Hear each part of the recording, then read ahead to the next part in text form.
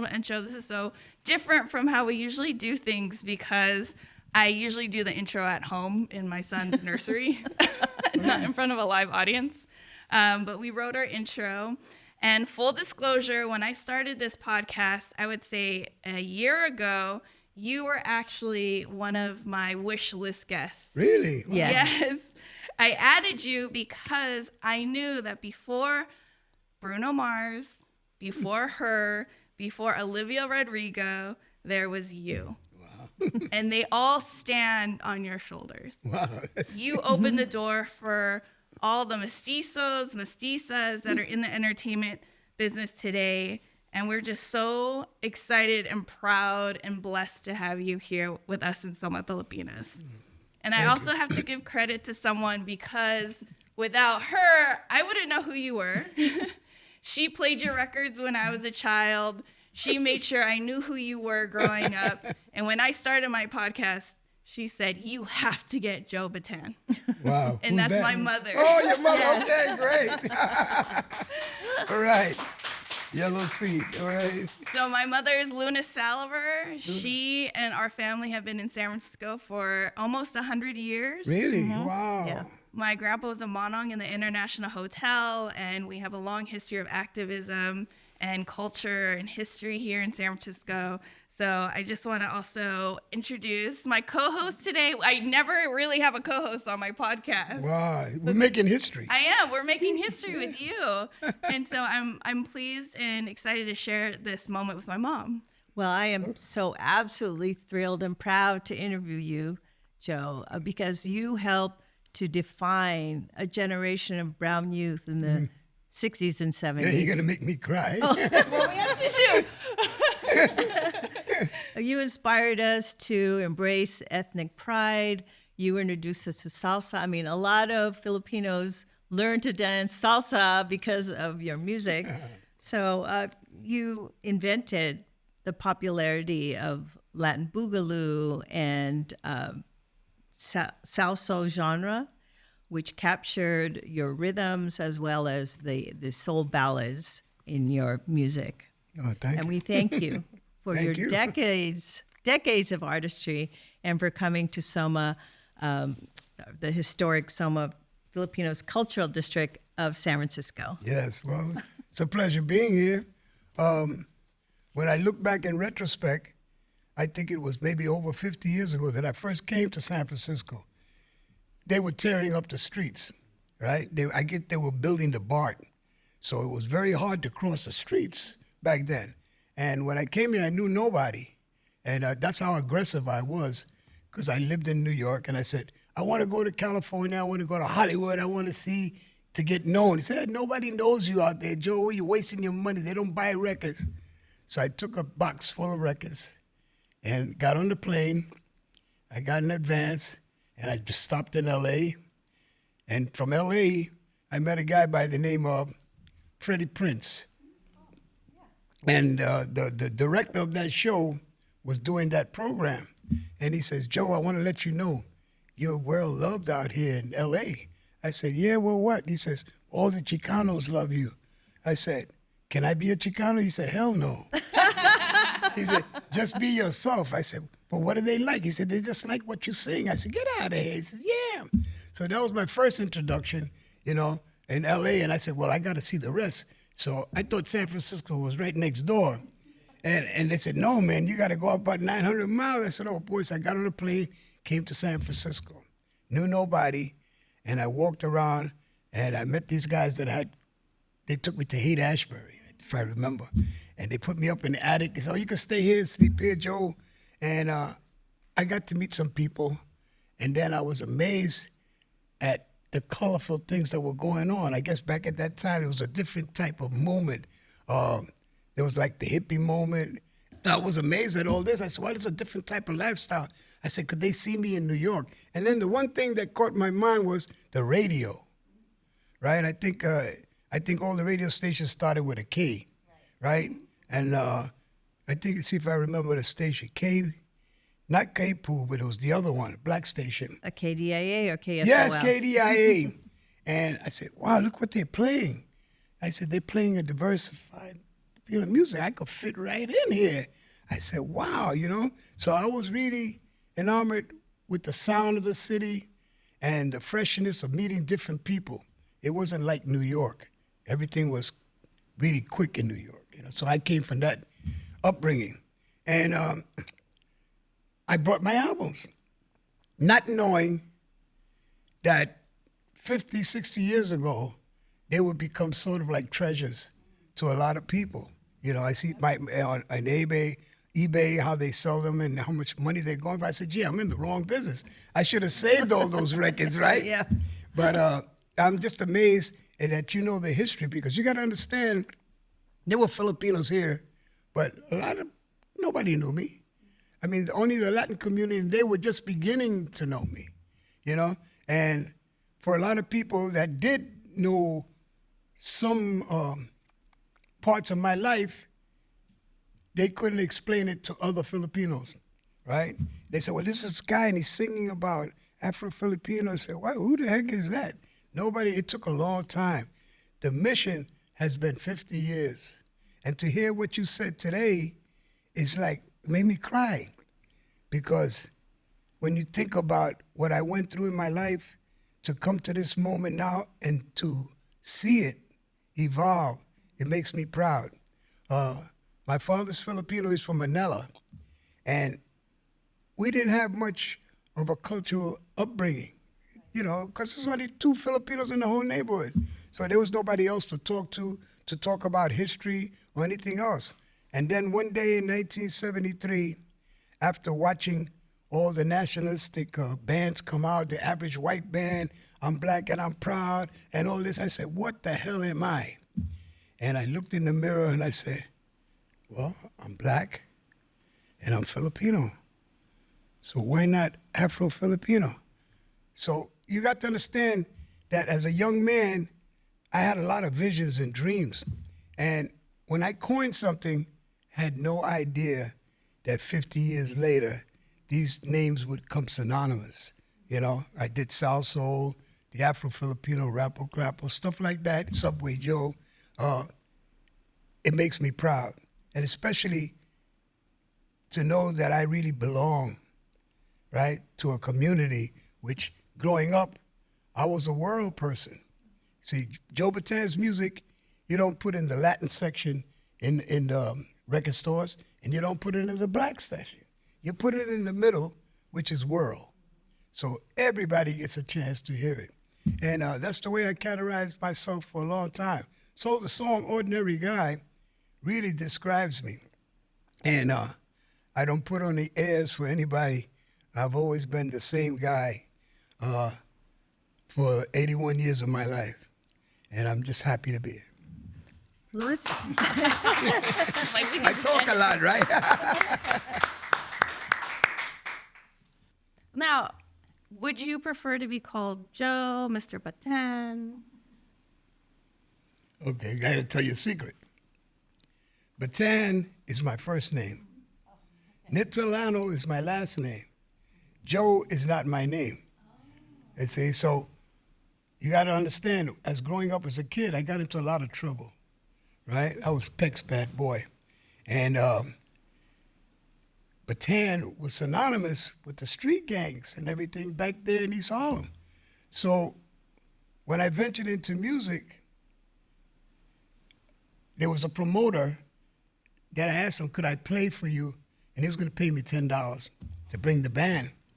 And he wrote out a card, and he said, tonight we're going to have Joe Bataan. In other words, he looked at the business card and said, call Joe, call Bataan, or call Carmen. So he put the 2 names together, and I said, what the hell did this guy do? That's not my name. And then I thought about it, and I said, wait, it don't sound bad. You know? And then what it did for me, it erased my past. So I said, I'm going to leave that. So here goes Joe Bataan playing up to the public, and people are coming to see me, and they said, I know that guy. He took my coat last week, you know? It's embarrassing, you know? But, and so it was, you know, I had to outlive that stigma, and thank God I did, you know? But what it was what it was. I grew up that way. Well, your journey from the street corners of Spanish Harlem to becoming crowned the king of Latin soul. How did your early experiences singing doo-wop in New York influence, and you're facing the many challenges that you had as a youth, how did it shape your music? Well, you got to understand radio, right? For a long time, I don't know how it was on the West Coast, but on the East Coast, you had a band of radio stations from the low signal to the hop signal. So in the middle was all the Anglo music, right? Yeah, Elvis Presley, Tony Bennett, Frank Sinatra, Patti Page, all in this segment of time, and the signal is loud. So here comes Spanish radio, and it's at the end. It's what they do. And the black radio was at the other end. So those signals are small. So their audience is not as big as the middle part of your radio, right? So growing up, I had to hear the Anglo music first. That's what influenced me. Nat King Cole, Frank Sinatra, very few tokenism of blacks. Frank Sinatra, Judy Garland. Oh, I grew up with show music. It's because I went to the movies a lot, right? Annie Get Your Gun, Bandwagon, George Gershwin. All of those songs ran through Joe Battaan's mind when I was a youngster. So I was a romantic before I knew what romance was. Going to the movies, I lived in movies. All of those things that happened, Fred Astaire dancing, George Gershwin playing Rhapsody in Blue, I lived it in the pictures with the actors. I learned how to speak from the movies, right? Especially, I still look at black and white movies. They're my favorite. Acting that was done in those days can never be replaced. And some of the music can't. And you'll be amazed that a lot of the songs you hear today were done many years ago. I'm almost shocked, when somebody tells me the song and they say, "Oh, I Wish You Love," that was done in France. And I said, "What?" He said, "Yeah, it was a big hit. It was done in French." I said, "Look at that, I never knew," So growing up and listening to all this music, that was my first influence. So what I did was, in the old days, they used to have hit parade magazines they used to sell. And I used to buy them every week to see what songs were on there. And I put on the radio, and I would imitate all these songs that were in the hit parade book, So I got very fluent in the lyrics of what people were writing and the different styles of music, because I tried to imitate the girls, I tried to imitate the guys and everything. And that happened for a while. And then lo and behold, in the 50s, here comes this guy named Alan Freed. And he has a show, and he calls it rock and roll. And then we hear this guy on there. We never heard a guy sing with a girl's voice, right? And Frankie Lyman was that guy. We said, "Get out of here. We could do so." Everybody wanted to be Frankie Lyman. He was the Michael Jackson of that time. So that influenced me because he was my age, and I wanted to be like him also. And then I also had this other background from Anglo radio. And then I went away. I went to a reformatory. I got into some trouble. And when I stood before the judge, the lawyer said, "I don't know what's wrong with this boy, Your Honor. He dresses nice. He got money in his pocket. And we hope you give him probation." He said, "Save your breath. He's a bum." He said, "I'm sending him away." And he sent me away. He said, 5 years. I said, 5 years? For what? It was grand larceny, stealing a car, which I didn't really steal, and a couple other things. And I held on to my rosary, and I said, "Oh, my God, I can't go away for 5 years." And when I got into the bullpen, I said, "Officer, how long do I got to stay in?" He said, "Well, it's up to you. You got an indefinite period. That means zip 5. If you don't know what that means any time from 1 day to 5 years. So the lawyer made me plead guilty to a felony. At this time, I would have known. I would advise kids and people that you don't know. And you listen to the legal defense, they're not always in your corner. And that has been a stigma in my life for a while. And when I went through there, I said, well, gee, I'm going to go home quickly. And next thing I knew it was a year passed, 2 years passed. So I made up my mind then that I wasn't going to waste my time, because they sent me into a formatory, which was a vocational institute. And I said, I'm going to pretend that I'm in college while I'm here. So I read everything I could get my hands on, from the Bible to the dictionary, you name it. I finally got my Regents diploma. I got a scholarship to Howard University to run track.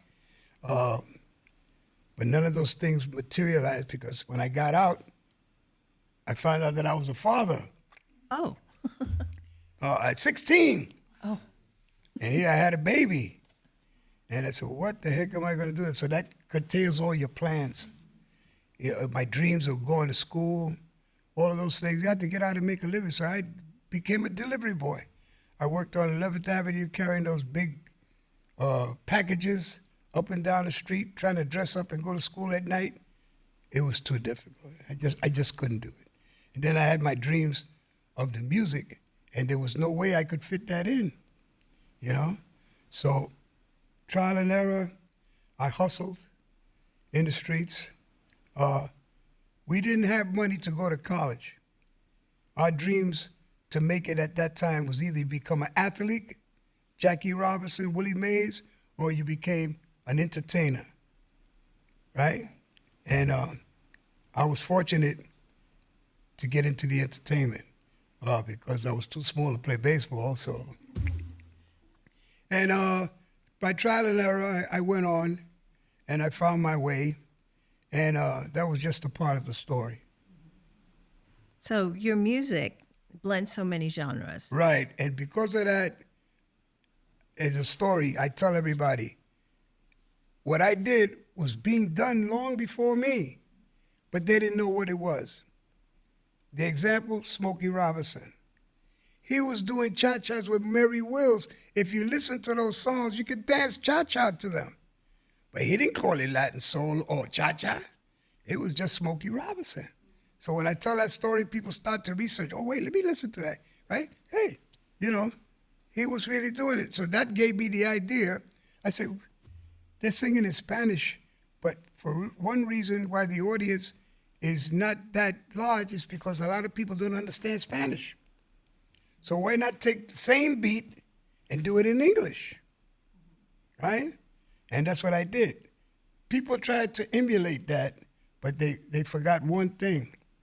When I did it, I told a story. Right. So my lyrics have stood the test of time because people identified with what I had to say, and what I was saying was only what I had lived through. You know, unwed mothers, prayers to God, ordinary guy, subway Joe, all those things I went through. Daddy's Coming Home was when I was in the reformatory, and etc. So that's how they influenced me, my music. Okay. So I have to also make another confession. I've literally listened to your music all week long. Oh, wow, okay.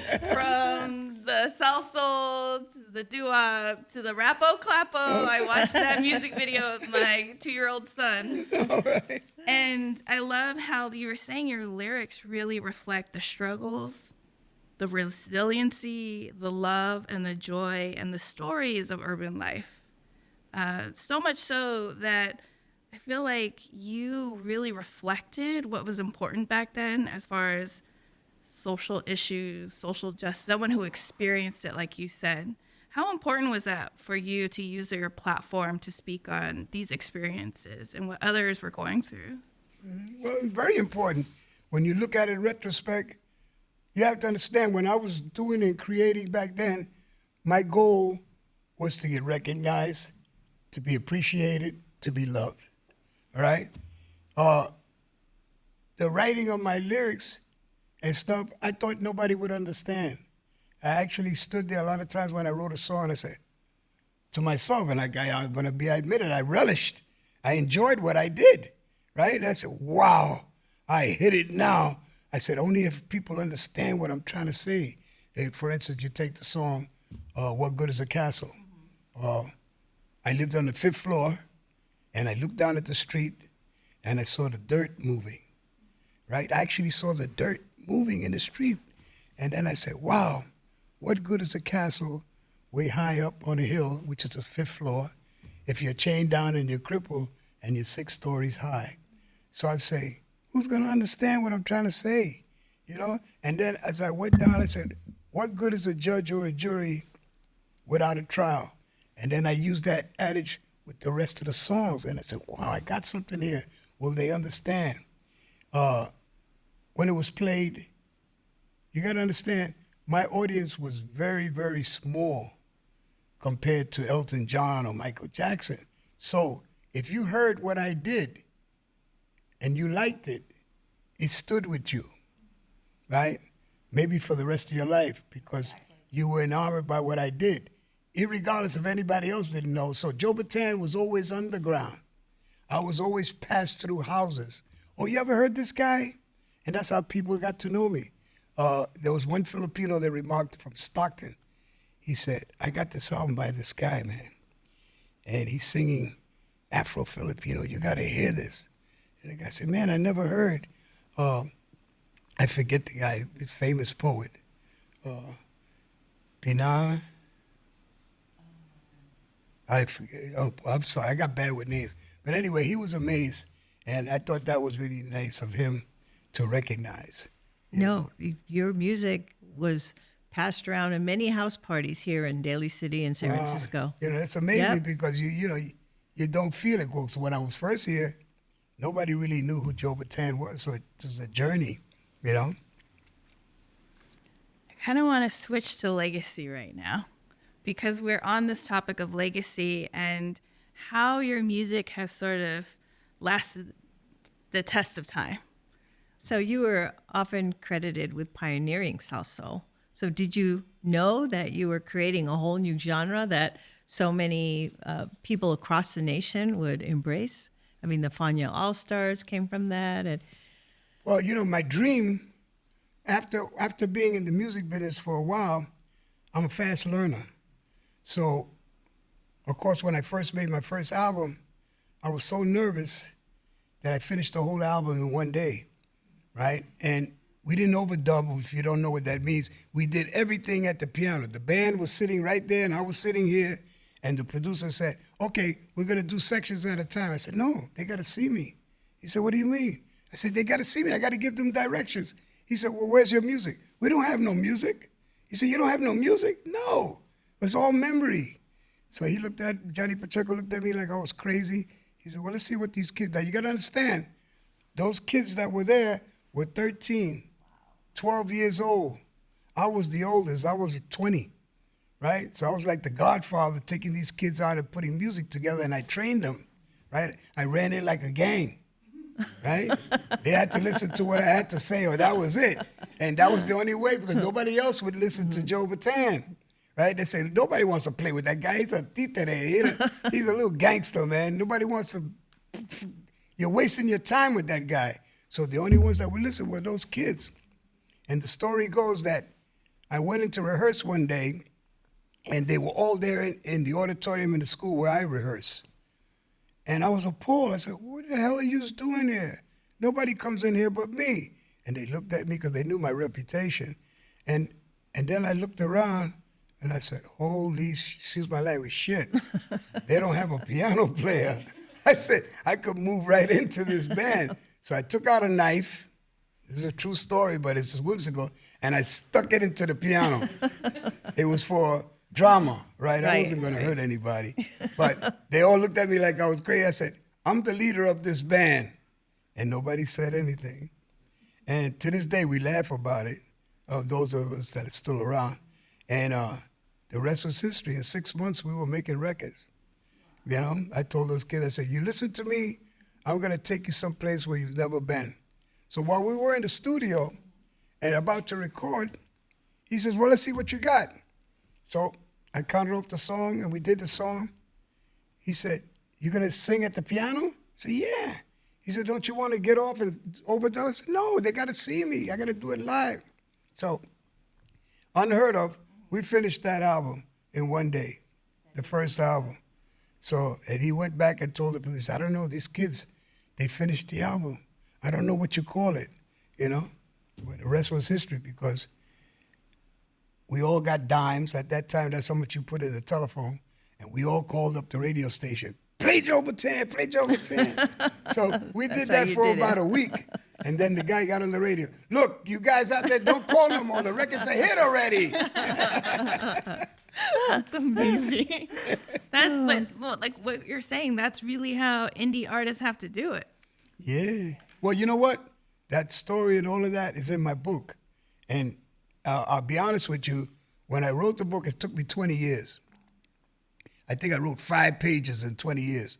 And then I got it into me. I said, I got to finish this book. So I had a friend named Kilisan Batista who helped me. I dictated to him, and we wrote the book. And I read somewhere, it says, so what? You wrote a book. Everybody writes a book. You're telling the same damn story that everybody else told. They had this, they had that. So what? And I said, that's true. So what do I have to offer in my book? And when I really thought about it, I said, I'm going to give people hope. I'm going to show them how a youngster survived the ups and downs through life and a journey, the do's and don'ts of life, so that you could come out on top. And I'm so grateful that in my twilight now, there's really only one answer, and that's the big boss. He guided me and took me out of everything that I was doing negative. And he says, you live for riches and spoils. You put them all in your barn, but you can't take it with you when you're gone. He says, live in the spirit. You see, because then you have a chance. And that's what I've been trying to do every day. Every day I catch myself, wait a minute, what are you doing? What are you doing? That ain't the way, And so my mission is to impart goodness to the world. And if I do that and I'm successful, then I think I could leave this earth, with a legacy of something that I left behind. Well, a lot of music has been very positive, and you were inspired by Nina Simone's Young, Gifted, and Black to sing Young, Gifted, and Brown. Can you explain to our younger audience why it was important at that time for brown people to have that anthem? Well, I didn't know it, but I did know it, that when I heard Young, Gifted, and Black, and I heard the average white band, I said, but what about all those other folks? And, some Filipinos and some people might take this the wrong way, but there's an old Filipino proverb. I don't know where I heard it. It wasn't from my father. He said, when God made man, he made the first one in the oven, and when he took it out too soon, right? So that's what you had. He said he had to put in the next one. He left it in there too long. He said, lo and behold, he put the third one and out came a perfect brown person. And that's when I thought about Young, Gifted, and Brown. I said, why not? I said, everybody else is talking about it. So had no idea that 50 years later, people would identify with that. It's not only La Raza, Filipinos. I mean, 3/4 of the world is brown. When you look at it, right? And you look around the world, and I say, wow, geez, if I just reach 3/4 of the world, I'd be fine, And that's where Young, Gifted, and Brown came back. Yeah, we became the majority. And I love playing that song for my son, too. Well, I just want to reel it back just a little bit about what you said about the intention of doing good, right? The intention of doing good for others, not just for our own lives. We at BALAY Creative, we always, in this podcast, we talk about kapwa. This idea of kapwa in Tagalog means seeing each other in each other's eyes, right? Having the interconnectedness and understanding we're part of a collective. That's how I feel. I felt like that for a long time. But the problem was, you got to understand history. And I started to research history. The person that taught me that and woke me up was Fred Cordova. When he was alive, I went to Phil-Am in Los Angeles and I played for the Filipino Festival. He said, "Come here, Joe. Let me tell you about your dad and your stuff." And I said, "What?" He said, "Your father came over here in the Navy. Don't you know what was going on back then when they wanted citizenship?" And then he got me interested. I said, "Wow, I never knew that." And then the same people from Somos, I went to a Filipino town, and they took me there, and they started opening up books. And some of the old guard there was, "Joe, let me tell you about the history." So each one was giving me different parts of history. And then I learned about New Orleans, about how Filipinos came there and they did the steam thing with fish. I learned about Filipinos going to Mexico and integrating when they came off the ships in the 1500s. And then I learned about the Buffalo Soldiers. I just learned big about Vallejo. I didn't know. Two guys came over to me and told, "Joe, don't you know what about Vallejo? It's a Filipino section of town." And the guy came from the Philippines that had a pig farm, and he started this over here. And so there were Afro-Filipinos and all kinds of different Filipinos in the world, but they were all in the closet. I'm sorry to say, nobody was saying they were Filipino, this and that. Yeah. That's right. Because I remember going and playing for this little Filipino organization, and there was the old guard, right? If you know what I mean. They were set in their ways, their traditions. And I played my music, and they said, "Shh, that's too loud." So I said, "What the heck is this? It might be too loud, man. I'm in the wrong place, you know." So, and then I never felt I was accepted as a Filipino. Come on. I didn't look. I used to stop Filipinos. I wanted to be part Filipino. I said, "Hey, I'm Filipino." I said, "Get out of here." You fooling me? And I always get that, right? Until I tell them my name, and then they were interested, but still had doubts. So for me to make friends with Filipinos, it took an extra energy, you know, until I came to the West Coast. Then things started to open up. I said, "Whoa, look at this generation. They're so far ahead of what I've been through." And then it hit me. There are Filipino organizations all over the country, and each one doesn't know about the other. And I said, "Wow, what a shame." And then I learned about ABN and GBS, and they were fighting each other. I said, they had jealousy in the TV networks. I said, what the hell? And then I talked to one Filipino that were having a festival in San Francisco. They didn't want to know nothing about New York's festival. I said, like you said, it wasn't like Somos about that camaraderie. It was missing until this generation came. I'm sorry to say that's how it is. It was missing. Filipinos didn't know shit from the other one. Everybody wanted to be a nurse. Right? Yeah, it's true. And when they came over, that's it. And I want to get my little house. I stay in my corner, and that's it. But now, the time has come to get a piece of the pie. Right? You got Filipinos running for office. You got Filipino basketball players. You got Filipino jockeys, you know, and they're coming out. So now,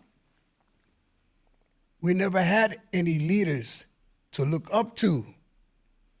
When I grew up, the only Filipino I knew was Larry Bataan. And a lot of people don't know he was the welterweight champion of the world. I didn't know. Larry Bataan, who the hell is he? He got my name, but it was his last name, right? It wasn't until I came to Somos that I realized that there was this young lady that was Olympic champion swimmer. Right, Yeah. right. I said, get out of here, I never knew, right? And then we didn't know nothing about the farm workers situation, that it was Filipinos that really started it. Right. There's no Right. credit given, right? Until they made a little movie or something like that. Was not enough, you know? And but then I saw these organizations all springing up. Unipro, Phil-Am, Filipino-American Nationalist, Asian Pacific Journal. And I said, why not get them all on the stage? This is my dream. So I thought, what is the biggest event that happens in the world? I think it's the soccer. game that happens everywhere, somewhere years, and they have entertainment. I said, wouldn't it be something if we had an Asian festival from artists all over the world? Everybody else does it, you know? So, and then I think about it and I said, you got Bruno Mars, Right. you got Apple, you got Hair. How come they all don't get together? Well, you were speaking about the Phil-Am entertainers now. How do you feel when you see Filipino-American musicians like Rocky G from the Bay Area and Oakland-based Toro, Imoy, Chaz, who you've met? How do you feel with them sampling your old songs like Ordinary Guy? And Well, it's an honor, right? Anytime somebody covers your work, it's an honor. And to have those two young men do renditions of my work is just gratifying. There's no words to explain it, because when you see it, you say, wow, you mean I did influence somebody, you know? And the stories that they tell about how I influenced them brings tears to my eyes, you know, because I'm really, really proud of what I've done. And to see it surface in other people is like a dream come true. So your book is called Streetology, and you use that term in your songs. So can you explain why your Well, title when I is thought about a Streetology? title, I could have said, Joe Bataan, and this and that. And I said, no, you know, my book is about the streets and how I grew up, right? And then I remembered that the suffix ology means the study of. Correct. So when I put it together with streetology, that means the study of the streets. And that's where I came from. You could ask me almost about any subject, and I'm not an expert. But on the streets, I'm very close to be an expert. I know, and I grew up in them. I knew the do's and don'ts. I know the black book that is hidden from the public, and how to survive, because I've been through it. So, in other words, if you never use drugs, how are you going to counsel somebody on drugs? By books, right? If you've never been in a gang, how do you counsel a gang leader? Through books. It's the same thing with medicine. If you're a doctor, how can you teach medicine if you haven't experienced the medicine? So I tell everybody, I said, I'm not an expert on history or anything, but the closest I come to knowing something is the streets. So that's the title of my book, and I said, that rings good, Streetology. I want to also ask, I know you took a 20-year break from music in the 90s to counsel juveniles, and you shared your story, you inspired them. How do you view that chapter of your life and how it relates now to your musical legacy? Well, it was a journey. I had to go through that. I'll be honest with you, it was 1980 or 81. I'm sitting in my apartment, and the marshal came. And he came with a truck, and he says, get out. He was throwing me out of my house, right? And I said, wait a minute, I got to pay the rent. He said, you had 9 months, you haven't even tried to pay the rent. You're out of here. I mean, if that has never happened to you, you cannot understand what goes through your mind at that time. You lose everything. And I was hanging on a wing in a prayer. I saw my dog run in the street. He was lost. It was the Afghan. I saw my furniture being taken out in the street haphazardly, broken up, piled up on one another. And I had to grab what valuables I could and try to bring them to a friend's house or my mom's house. And that was one of the low points of my life. So I talk about it in retrospect now because it actually helped me grow. Because there was no point lower in my life that I could go. That was rock bottom. I was thrown out in the streets with no money, no nothing. And I had to go to stay with my mom, thank God. And I decided right then, I'm going to do something like I've done all my life. Every time I reached the Waterloo, and this is in my book, I reached up and grabbed onto something and pulled myself up. And I said, I can't go any lower. I'm going to build myself up. I went to my mother's house. I had no job, no money, and I was always hungry. So I don't know if they have that here, but in summer camp, they give out free lunches. Right. Bologna sandwiches, chocolate milk. And I would wait till 12 o'clock every day till those lunches would come around. And I would go down and get me a bologna sandwich, and I survived on that. And then the other thing I thought about, I said, you know what? This is not going to get me down. I got to get my body in shape. I started running. I would run from my house to the reservoir, 3 miles around and back. And I kept my body in shape. I said, because I'm going to turn this around. I don't know how. I guess there was a lot of praying done, and one thing led to another, and I got a brainstorm, and I think what evolved out of that, I got some money from a record company, and I did the South Soul album. It brought me back on my feet again. And that's the story about that first Waterloo. There's many of them, but that I thought that was important to mention, because a lot of times in books, you only tell the good stuff. But some of that stuff is important in how your resilience comes about, right? Because you got to be strong. A lot of people give up. They'll resort to drugs, which I did drugs, so what, you know? But you do different things to mask your deficiencies, right? And I hustled. I tried to make $1 any kind of way I could, you know.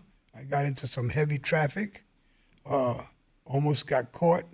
I could have been coming out of jail now, right? I mean, 7.5 to 15 years, you know. When I think about it, I said, thank God you had your hand on me, and I didn't go that way, you know.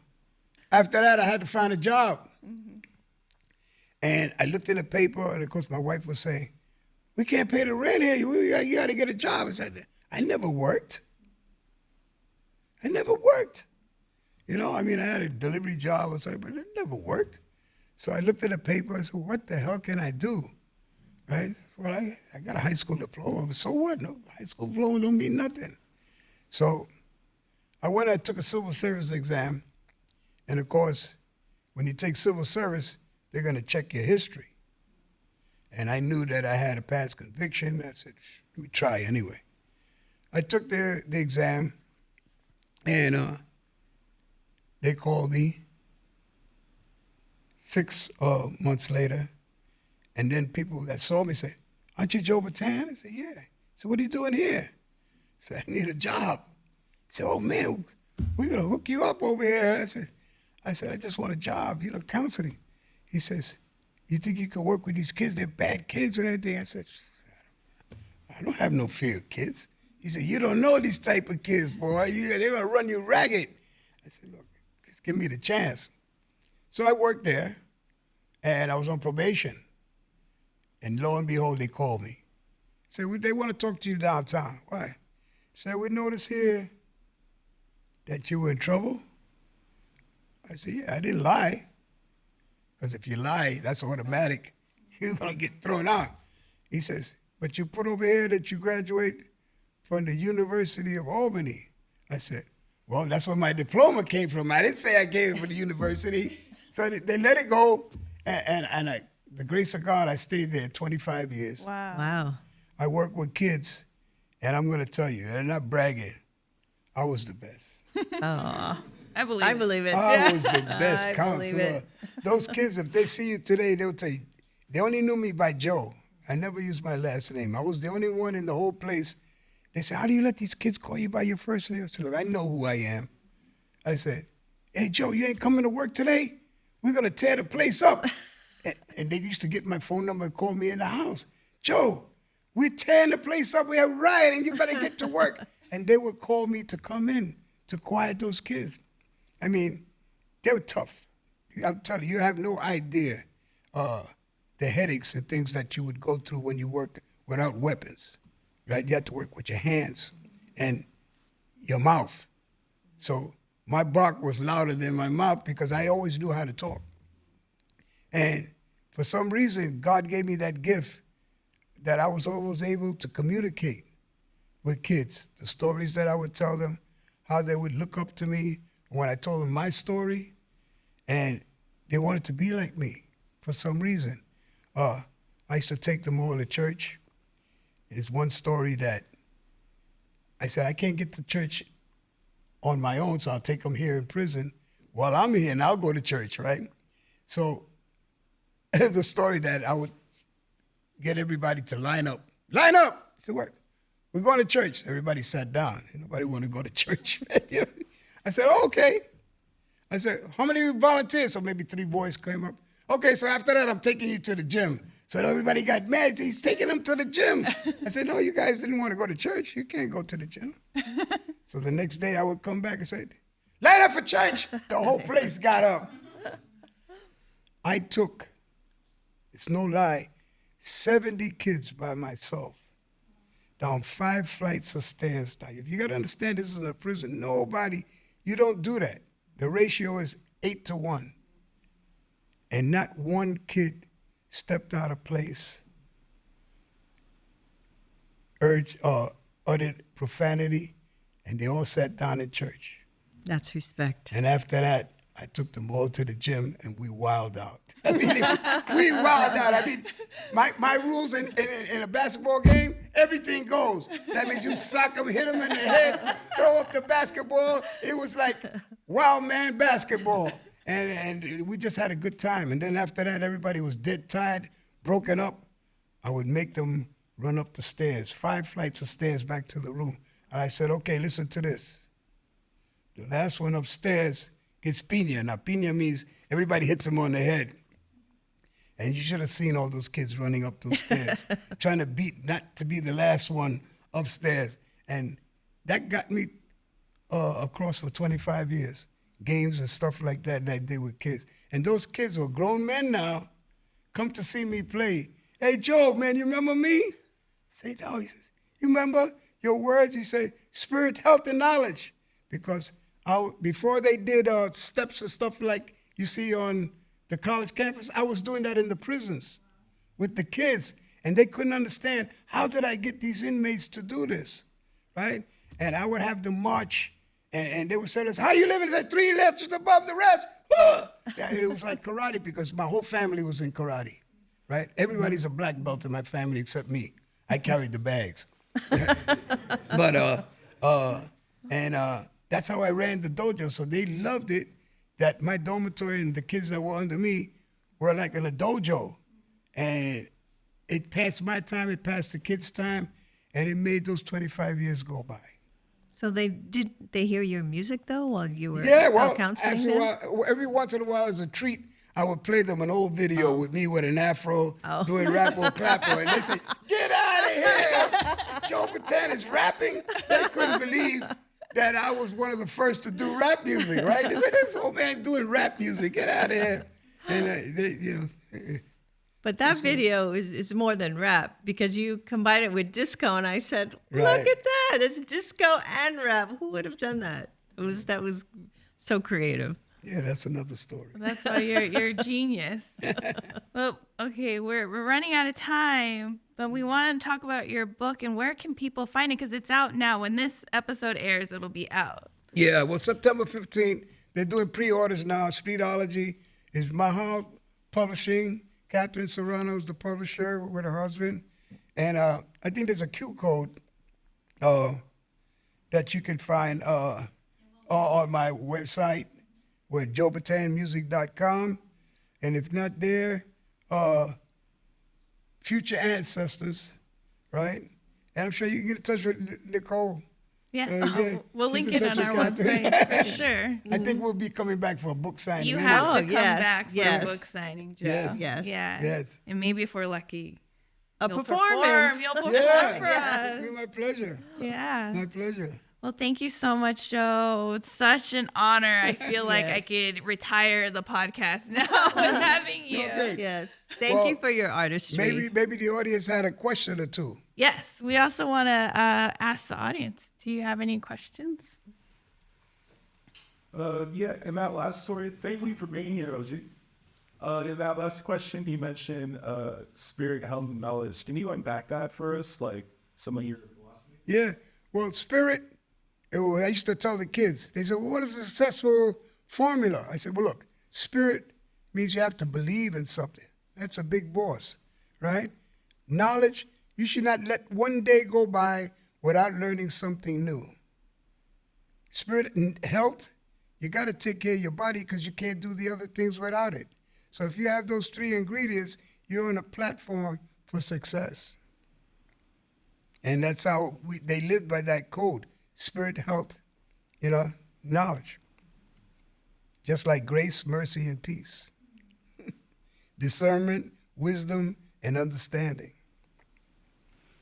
I have a question Yes. about the bottle. And so did you work with Gil Scott-Heron? No. Oh. But Gil Scott-Heron knew me very well through my music. He was a fan. I didn't know, awesome. Yeah. He used to call me the mayor of Barrio, right? And he was so enamored that I covered his song, and I did it with another guy who had just passed away, with David Sanborn. Oh. He was the I sax didn't know player. that. Oh, I didn't know. Yeah. So It's one of my favorites. Yeah, the story goes that when Gil Scott-Heron was having problems with the record company, they didn't have the money to put out the record. So I said, this is a great time to cover that record, because I was always into marketing. And I said, how do you do it? I said, I would never touch a song by anybody that I couldn't do better. I wouldn't touch it, right? So I said, I'll do it instrumental. So they said, well, who are you going to get? So they got this little white guy, came into the studio, and there's some of the top names that was on that album.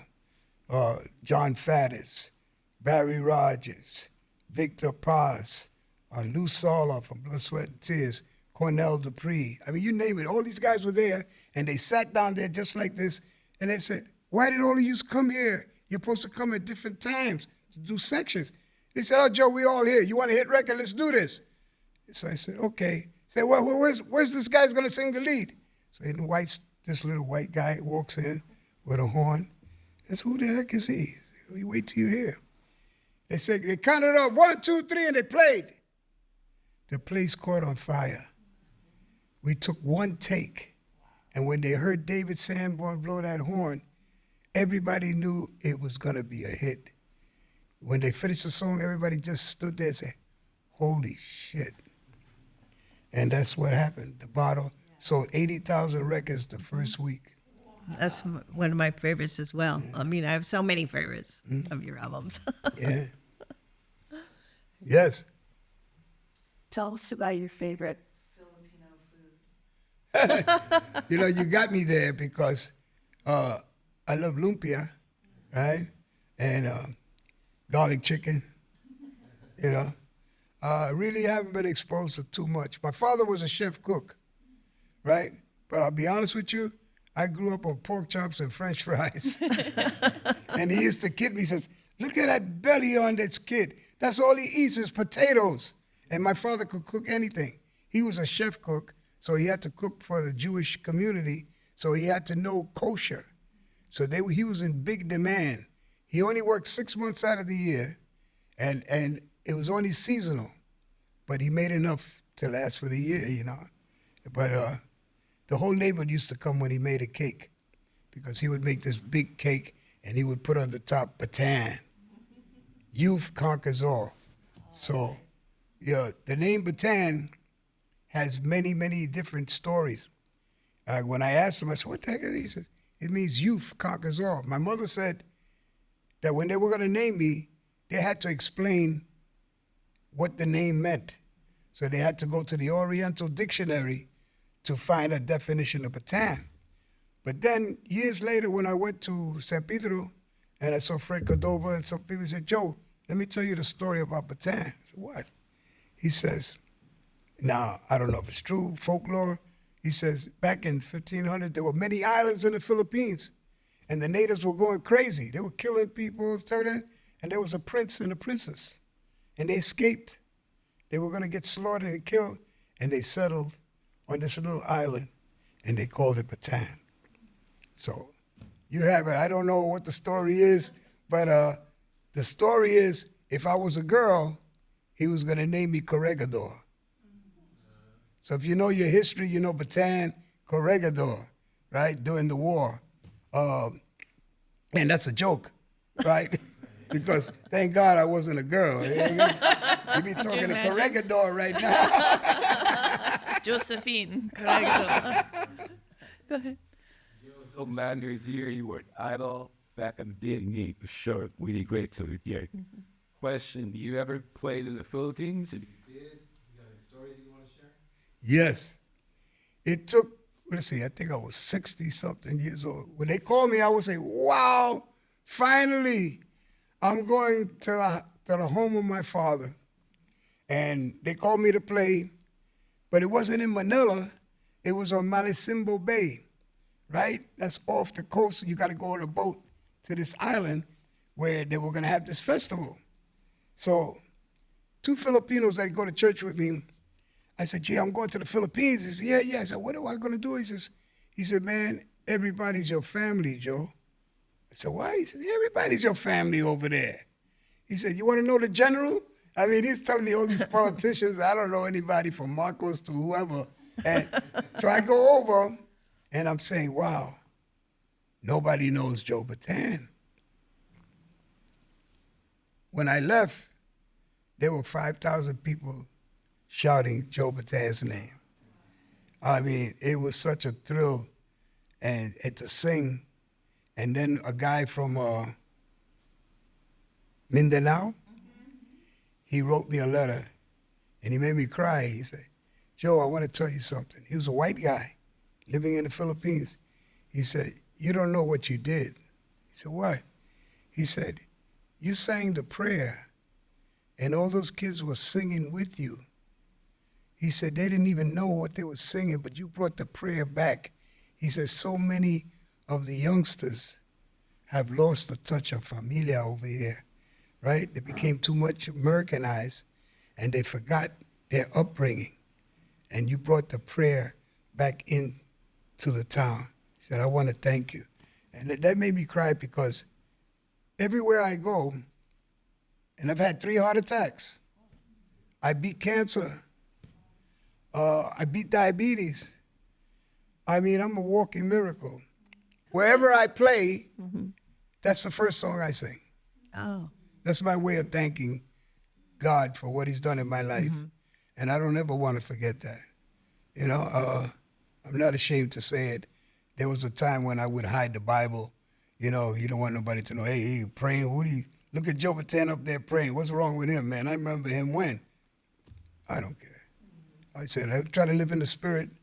I wish nobody malice. I want to do good for the world. And I want to relish the short time I have left because nothing's promised.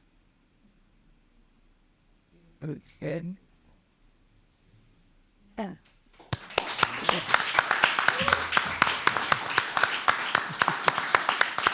It's amazing. I got chills. Thank you so much, Joe. We really appreciate you. You can find Joe Bataan at joebatanmusic.com and pre-order his book, Streetology, at mahalpublishing.com. Cultural Cultivators is hosted by me, Nicole Saliver, and this episode was co-hosted by my mother, Luna Saliver. You can follow me at Kindred Capois or follow the podcast at cultural.cultivators with a K on Instagram. This podcast is co-produced by John Reyes, Kindred Capois, and BALAY Creative, and is a product of Cultivate Labs. Stay in touch at balaycreative.org.